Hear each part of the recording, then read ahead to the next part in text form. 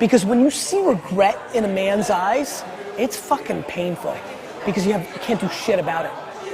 When you're 90 and you're not mobile and you're tired and it's over, you can't do it. You can't do it. You can't build that company you wanted. You can't spend that time with your kid. It's regret. Yeah. And it fucking drives the shit out of me.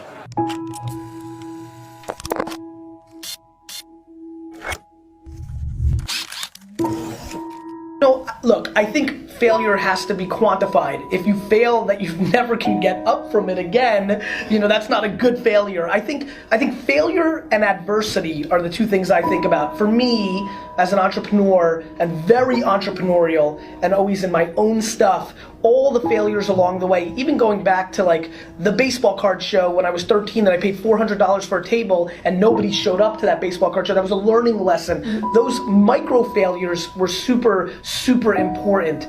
I think, it depends on your stomach, right? Like if you really fail, like go out of business, I think people take one of two ways, right? They're like just finished and they're never able to get off the mat and they go in a different direction. So to me, I think quantifying the failure is important to me.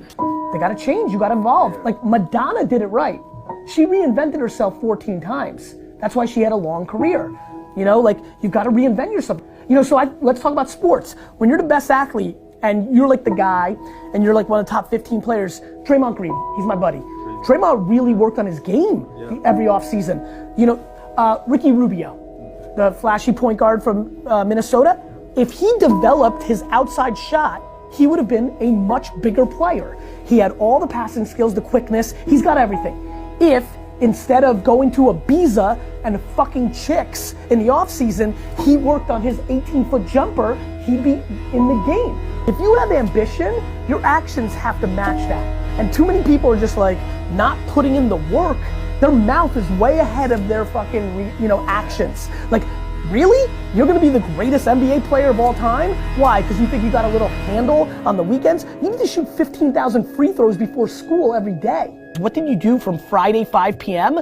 until Monday 7 a.m.? I'm just curious, and I don't think you shouldn't have a weekend, but I think everybody's ambition actually is more predicated on their actions than their words. My friends tell me all the time they're so ambitious, and I'm like, if that's true, then you punt leisure, and you punt concerts at Jones Beach, and you work.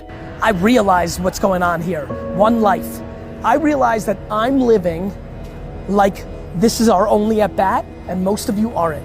People fucking walking around here like they're coming back. People fucking walking around here like they're coming back. You're not coming back. Well, listen, I don't want to impose my beliefs on others. Maybe you believe you come back.